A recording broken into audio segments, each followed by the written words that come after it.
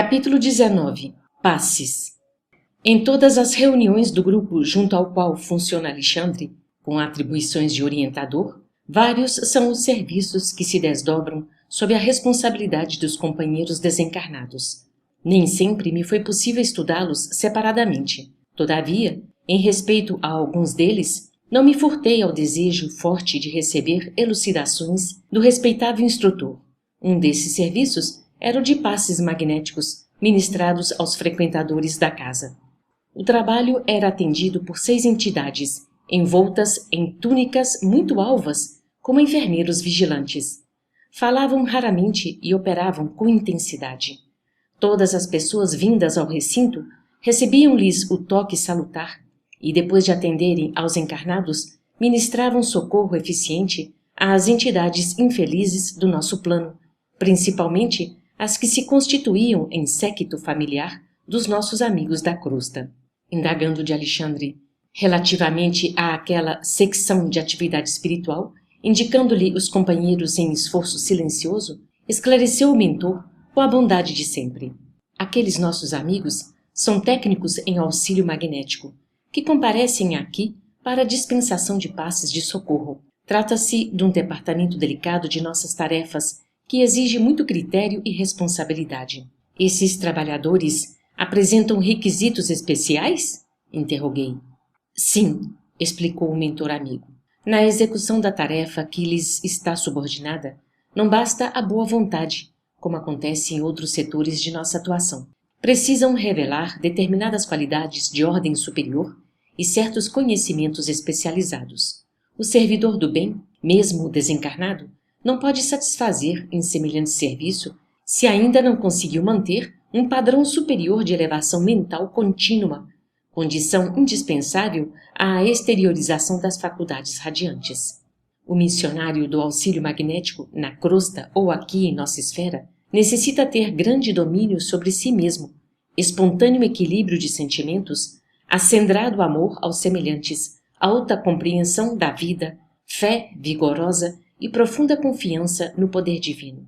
Cumpre-me acentuar, todavia, que semelhantes requisitos em nosso plano constituem exigências a que não se pode fugir quando, na esfera carnal, a boa vontade sincera, em muitos casos, pode suprir essa ou aquela deficiência, o que se justifica em virtude da assistência prestada pelos benfeitores de nossos círculos de ação ao servidor humano, ainda incompleto no terreno das qualidades desejáveis. Ouvindo as considerações do orientador, lembrei-me de que, de fato, vez por outra, viam-se nas reuniões costumeiras do grupo os médiuns passistas, em serviço, acompanhados de perto pelas entidades referidas. Vali-me, então, do ensejo para intensificar meu aprendizado.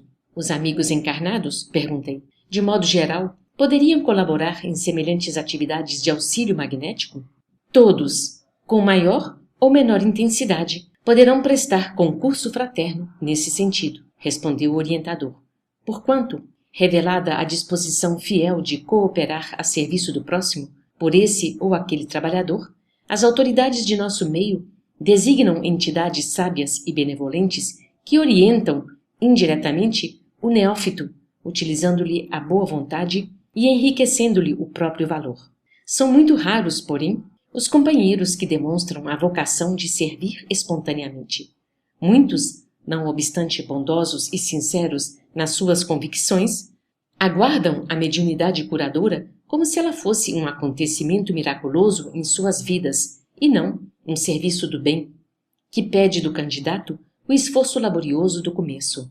Claro que, referindo-nos aos irmãos encarnados, não podemos exigir a cooperação de ninguém no setor de nossos trabalhos normais. Entretanto, se algum deles vem ao nosso encontro, solicitando admissão às tarefas de auxílio, logicamente receberá nossa melhor orientação no campo da espiritualidade. Ainda mesmo que o operário humano revele valores muito reduzidos, pode ser mobilizado? Interroguei curioso. Perfeitamente, aduziu Alexandre, atencioso.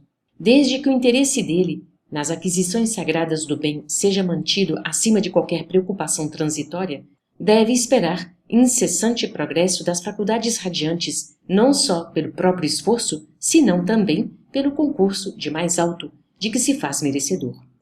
Não longe de nós, permaneciam os técnicos espirituais do auxílio magnético em atividade metódica. Reconhecia-lhes, nos trabalhos silenciosos, um mundo novo de ensinamentos, convidando-me a experiências proveitosas. Todavia, anotando as explicações do instrutor, ponderei quanto à possibilidade de contribuição pelo esclarecimento de algum amigo encarnado em face do assunto, e perguntei: quando na crosta, envolvidos pelos fluidos mais densos, como poderemos desenvolver a capacidade radiante, depois da edificação de nossa boa vontade real, a serviço do próximo? O orientador percebeu-me a intenção e elucidou de pronto. Conseguida a qualidade básica, o candidato ao serviço precisa considerar a necessidade de sua elevação urgente, para que as suas obras se elevem no mesmo ritmo. Falaremos tão só das conquistas mais simples e imediatas que deve fazer dentro de si mesmo. Antes de tudo, é necessário equilibrar o campo das emoções. Não é possível fornecer forças construtivas a alguém, ainda mesmo na condição de instrumento útil, se fazemos sistemático desperdício das irradiações vitais. Um sistema nervoso esgotado, oprimido, é um canal que não responde pelas interrupções havidas. A mágoa excessiva, a paixão desvairada, a inquietude obsidente constituem barreiras que impedem a passagem das energias auxiliadoras. Por outro lado, é preciso examinar também as necessidades fisiológicas, a par dos requisitos de ordem psíquica. A fiscalização dos elementos destinados aos armazéns celulares é indispensável por parte do próprio interessado em atender às tarefas do bem. O excesso de alimentação produz odores fétidos através dos poros, bem como das saídas dos pulmões e do estômago, prejudicando as faculdades radiantes, porquanto provoca dejeções anormais e desarmonias de vulto no aparelho gastrointestinal, interessando a intimidade das células. O álcool e outras substâncias tóxicas operam distúrbios nos centros nervosos, modificando certas funções psíquicas e anulando os melhores esforços na transmissão de elementos regeneradores e salutares. O mentor fez uma pausa mais longa, observando em mim o efeito de suas palavras, e concluiu: levada a efeito a construção da boa vontade sincera, o trabalhador leal compreende a necessidade do desenvolvimento das qualidades a que nos referimos, porquanto, em contato incessante com os benfeitores desencarnados, que se valem dele na missão de amparo aos semelhantes, recebe indiretas sugestões de aperfeiçoamento que o erguem a posições mais elevadas. As observações de Alexandre não podiam ser mais claras. Contudo, aventurei-me ainda a ponderar. Consideremos, todavia, que surja a necessidade imediata de socorrer alguém no círculo dos encarnados e examinemos a hipótese da imprescindibilidade de um instrumento humano. Imaginemos que não exista, de pronto, em derredor de nossa tarefa, o órgão completo e adequado à influenciação das potências superiores. Existirá certamente, porém, ao nosso lado, um companheiro em condições comuns que, mergulhado na ignorância, ainda não percebe os perigos a que expõe o próprio corpo, mas que se deixará aproveitar pelo nosso esforço espiritual em benefício de outrem? Será crível que não possa ser aproveitado? O instrutor sorriu bondosamente e considerou: seria demasiado rigor. Em todo lugar onde haja merecimento nos que sofrem e boa vontade nos que auxiliam, podemos ministrar o benefício espiritual com relativa eficiência. Todos os enfermos podem procurar a saúde. Todos os desviados, quando desejam, retornam ao equilíbrio. Se a prática do bem estivesse circunscrita aos espíritos completamente bons, seria impossível a redenção humana. Qualquer cota de boa vontade e espírito de serviço recebe de nossa parte a melhor atenção. Imprimiu Alexandre pequeno intervalo à palestra e, depois de pensar um minuto, esclareceu: quando nos referimos às qualidades necessárias aos servidores desse campo de auxílio, a ninguém desejamos desencorajar, mas orientar as aspirações do trabalhador para que a sua tarefa cresça em valores positivos e eternos. Nesse momento, aproximou-se um dos companheiros em serviço, pedindo a cooperação de Alexandre em determinado setor. Ele atendeu gentil. No entanto, antes de separar-se de mim, Conduziu-me ao reduzido grupo de entidades que se encarregavam dos passes e, apresentando-me ao amigo que chefiava o trabalho, explicou generoso. Anacleto, nosso irmão André Luiz, que exerceu funções de médico na última experiência terrestre, estimaria receber alguns esclarecimentos quanto aos serviços de sua especialidade. Desde já, agradeço tudo o que você fizer por ele. O diretor daquele departamento de auxílio acolheu-me fraternalmente e, fosse porque estava em trabalho ativo ou porque se dava a poucas palavras, convidou-me, sem perda de tempo, às observações diretas das atividades sob sua chefia. Delicadamente, colocou-me ao lado de uma senhora respeitável que se localizara à mesa não longe do orientador da casa. Vejamos esta irmã, exclamou Anacleto, prontificando-se ao auxílio afetuoso. Observe-lhe o coração e, principalmente, a válvula mitral.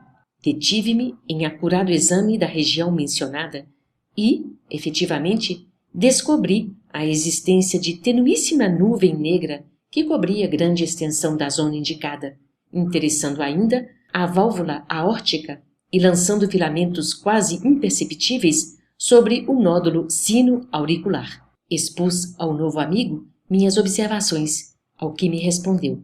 Assim como o corpo físico pode ingerir alimentos venenosos que lhe intoxicam os tecidos, também o organismo perispiritual pode absorver elementos de degradação que lhe corroem os centros de força, com reflexos sobre as células materiais. Se a mente da criatura encarnada ainda não atingiu a disciplina das emoções, se alimenta paixões que a desarmonizam com a realidade, pode, a qualquer momento, intoxicar-se com as emissões mentais daqueles com quem convive e que se encontrem no mesmo estado de desequilíbrio.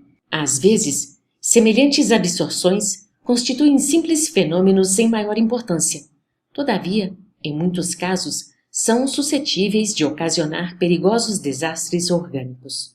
Isto acontece, mormente, quando os interessados não têm vida de oração, cuja influência benéfica pode anular inúmeros males. Indicou o coração de carne da irmã presente e continuou. Esta amiga, na manhã de hoje, teve sérios atritos com o esposo, entrando em grave posição de desarmonia íntima. A pequena nuvem que lhe cerca o órgão vital representa matéria mental fulminatória. A permanência de semelhantes resíduos no coração pode ocasionar-lhe perigosa enfermidade.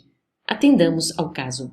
Sempre sob minha observação, Anacleto assumiu nova atitude, dando-me a entender que ia favorecer suas expansões irradiantes e, em seguida, começou a atuar por imposição. Colocou a mão direita sobre o epigástrio da paciente, na zona inferior do externo, e, com surpresa, notei que a destra, assim disposta, emitia sublimes jatos de luz que se dirigiam ao coração da senhora enferma, observando-se nitidamente que os raios de luminosa vitalidade eram impulsionados pela força inteligente e consciente do emissor. Assediada pelos princípios magnéticos postos em ação, a reduzida porção de matéria negra que envolvia a válvula mitral deslocou-se vagarosamente e, como se fora atraída pela vigorosa vontade de Anacleto, veio aos tecidos da superfície, espraiando-se sob a mão irradiante ao longo da epiderme. Foi então que o magnetizador espiritual iniciou o serviço mais ativo do passe, alijando a maligna influência. Fez o contato duplo sobre o epigástrio, erguendo ambas as mãos e descendo-as, logo após, morosamente, através dos quadris até os joelhos, repetindo o contacto na região mencionada e prosseguindo nas mesmas operações por diversas vezes. Em poucos instantes, o organismo da enferma voltou à normalidade. Eu estava admirado e, como o assunto envolvia problemas espirituais de elevada significação, assim que o instrutor terminou o trabalho, indaguei. Perdoe-me a pergunta, mas, na hipótese de não se socorrer esta irmã, na colaboração de uma casa espírita, como se haveria com a doença oculta? Estaria ao abandono? De modo algum, respondeu Anacleto, sorrindo. Há verdadeiras legiões de trabalhadores de nossa especialidade, amparando as criaturas que, através de elevadas aspirações, procuram o caminho certo nas instituições religiosas de todos os matizes. A manifestação de fé não se limita à simples afirmação mecânica de confiança. O ser humano que vive mentalmente, visceralmente, a religião que lhe ensina a senda do bem, está em atividade intensa e renovadora, recebendo, por isto mesmo, as mais fortes contribuições de amparo espiritual, porquanto abre a porta viva da alma para o socorro de mais alto, através da oração e da posição ativa de confiança no poder divino.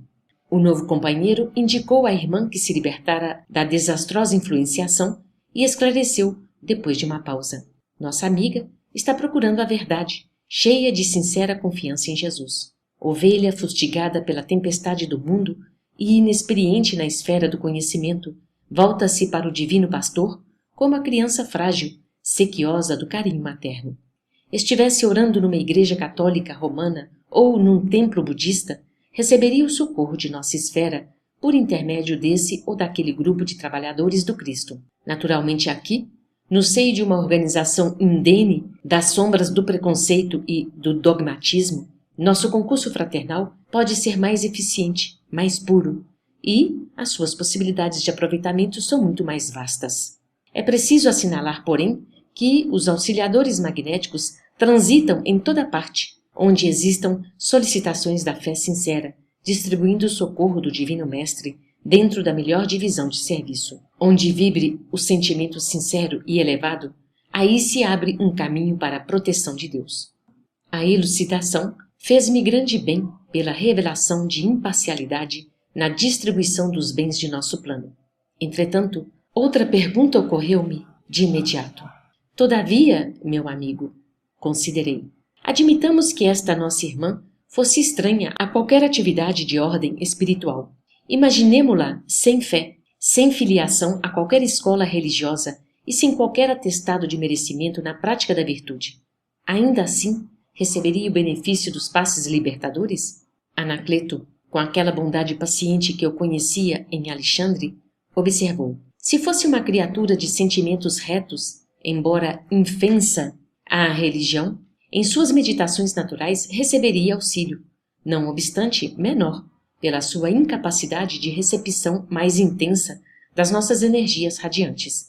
Mas, se ficasse integralmente mergulhada nas sombras da ignorância ou da maldade, permaneceria distante da colaboração de ordem superior e as suas forças físicas sofreriam desgastes violentos e inevitáveis pela continuidade da intoxicação mental. Quem se fecha às ideias regeneradoras, fugindo às leis da cooperação, experimentará as consequências legítimas. Satisfeito com as elucidações recebidas, reconheci que não me competia interromper o curso dos trabalhos, tão somente para satisfazer minha curiosidade pessoal. O novo companheiro dirigiu-se a diferente setor. Postávamo-nos agora ao lado de um cavaleiro idoso, para cujo organismo Anacleto me reclamou atenção. Analisei-o acuradamente. Com assombro, notei-lhe o fígado profundamente alterado. Outra nuvem, igualmente muito escura, cobria grande parte do órgão, compelindo-o a estranhos desequilíbrios. Toda a vesícula biliar permanecia atingida e via-se, com nitidez, que os reflexos negros daquela pequena porção de matéria tóxica alcançavam o duodeno e o pâncreas, modificando o processo digestivo. Alguns minutos de observação silenciosa davam-me a conhecer a extrema perturbação de que o órgão da bile se sentia objeto. As células hepáticas pareciam presas de perigosas vibrações. Enderecei ao amigo espiritual meu olhar de admiração. Observou? Disse ele bondosamente. Toda perturbação mental é ascendente de graves processos patológicos. Afligir a mente é alterar as funções do corpo. Por isso, qualquer inquietação íntima chama-se desarmonia e as perturbações orgânicas chamam-se enfermidades. Colocou a destra amiga sobre a fronte do cavaleiro e acrescentou: este irmão, portador de um temperamento muito vivo, está cheio dos valores positivos da personalidade humana. Tem atravessado inúmeras experiências em lutas passadas e aprendeu a dominar as coisas e as situações com invejável energia. Agora, porém, está aprendendo a dominar a si mesmo, a conquistar-se para a iluminação interior. Em semelhante tarefa, contudo, experimenta choques de vulto, porquanto, dentro de sua individualidade dominadora, é compelido a destruir várias concepções que se lhe figuravam preciosas e sagradas. Nesse empenho, os próprios ensinamentos do Cristo, que lhe serve de modelo à renovação, doem-lhe no íntimo como marteladas em certas circunstâncias. Este homem, no entanto, é sincero e deseja de fato reformar-se, mas sofre intensamente porque é obrigado a ausentar-se de seu campo exclusivo a caminho do vasto território da compreensão geral. No círculo dos conflitos dessa natureza, vem lutando, desde ontem, dentro de si mesmo, para acomodar-se a certas imposições de origem humana que lhe são necessárias ao aprendizado espiritual. E, no esforço mental gigantesco, ele mesmo produziu pensamentos terríveis e destruidores que segregaram matéria venenosa, imediatamente atraída para o seu ponto orgânico mais frágil, que é o fígado. Ele, porém, está em prece regeneradora e facilitará nosso serviço de socorro pela emissão de energias benéficas. Não fosse a oração, que lhe renova as forças reparadoras, e não fosse o socorro imediato de nossa esfera, poderia ser vítima de doenças mortais do corpo. A permanência de matéria tóxica indefinidamente na intimidade deste órgão de importância vital determinaria movimentos destruidores para os glóbulos vermelhos do sangue, complicaria as ações combinadas da digestão e perturbaria, de modo fatal, o metabolismo das proteínas. Anacleto fez uma pausa mais longa, sorriu cordialmente e acentuou: isto, porém, não acontecerá. Na luta titânica em que se empenha consigo mesmo, a vontade firme de acertar é a sua âncora de salvação. Permanecia tão surpreso com o ensinamento que não ousei dirigir-lhe qualquer interrogação. Anacleto continuou de pé e aplicou-lhe um passe longitudinal sobre a cabeça, partindo do contato simples e descendo a mão, vagarosamente, até à região do fígado, que o auxiliador tocava com a extremidade dos dedos irradiantes, repetindo-se a operação por alguns minutos. Surpreendido, observei que a nuvem, de escura, se fizera opaca, desfazendo-se pouco a pouco sob o influxo vigoroso do magnetizador em missão de auxílio. O fígado voltou à normalidade plena. Mais alguns minutos e nos encontramos diante de uma senhora grávida em sérias condições de enfraquecimento. Anacleto deteve-se mais respeitoso. Aqui, disse ele, sensibilizado, temos uma irmã altamente necessitada de nossos recursos fluídicos. Profunda anemia invade-lhe o organismo. Em regime de subalimentação, em virtude das dificuldades naturais que a rodeiam de longo tempo, a gravidez constitui para ela um processo francamente doloroso. O marido é parcamente remunerado e a esposa é obrigada a vigílias, noite adentro, a fim de auxiliá-lo na manutenção do lar. A prece, porém, não representa para este coração materno tão somente um refúgio. A par de consolações espontâneas, ela recolhe forças magnéticas de substancial expressão que a sustentam no presente drama biológico. Em seguida, indicou a região do útero e ponderou: observe as manchas escuras que cercam a organização fetal. Efetivamente, aderindo ao saco de líquido amniótico, viam-se microscópicas nuvens pardacentas vagueando em várias direções dentro do sublime laboratório de forças geradoras. Dando-me a perceber seu fundo conhecimento da situação, Anacleto continuou: se as manchas atravessarem o líquido, provocarão dolorosos processos patológicos em toda a zona do epiblasto, e o fim da luta será o aborto inevitável.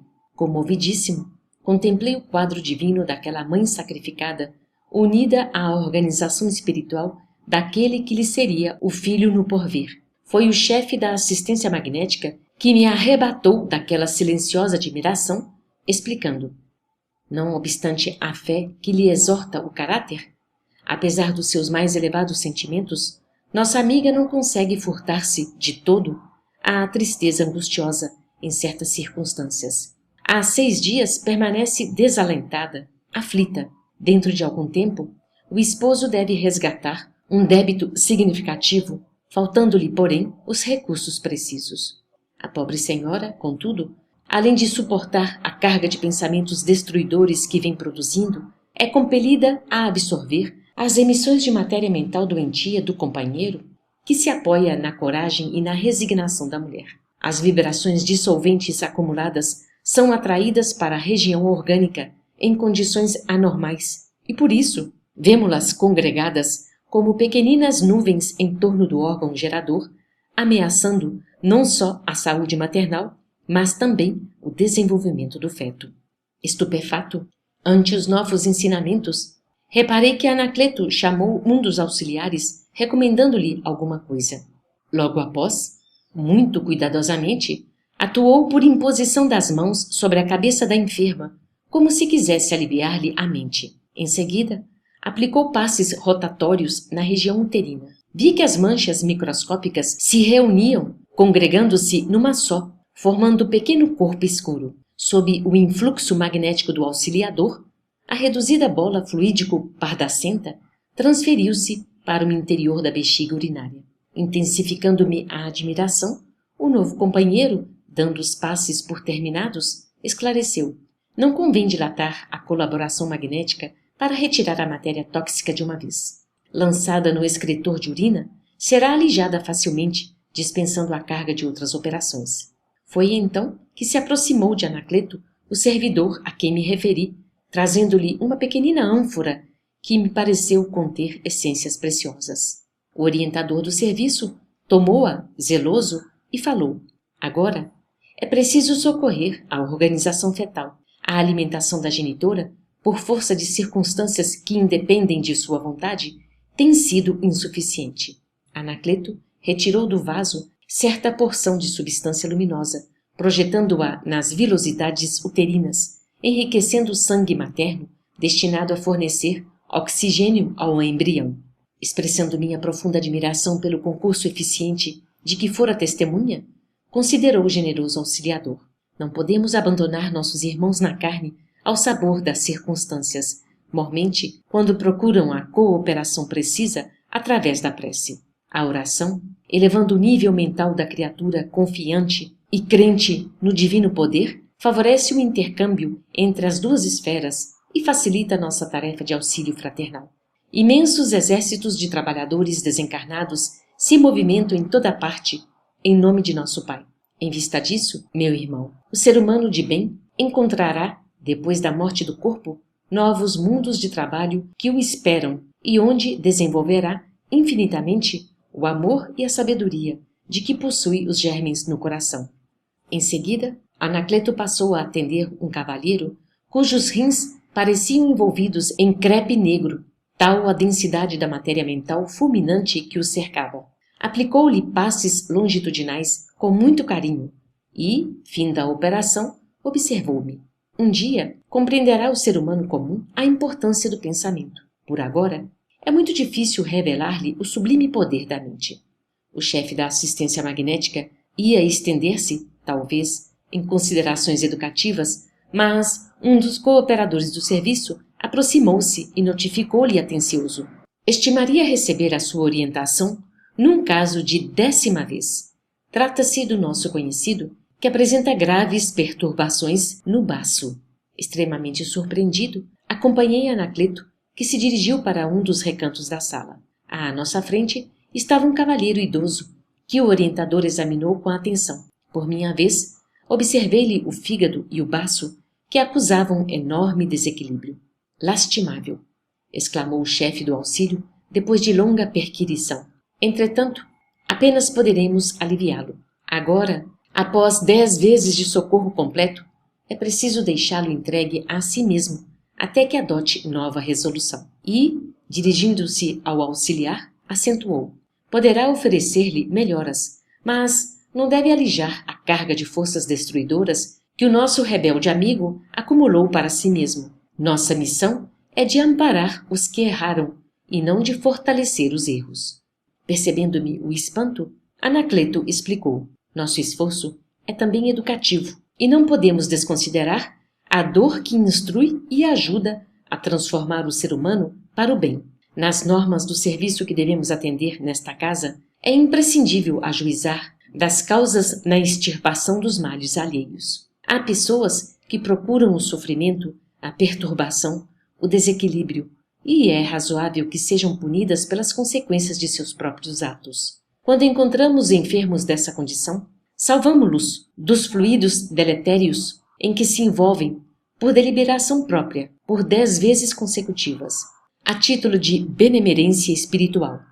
Todavia, se as 10 oportunidades voam sem proveito para os interessados, temos instruções superiores para entregá-los à sua própria obra, a fim de que aprendam consigo mesmos. Poderemos aliviá-los, mas nunca libertá-los.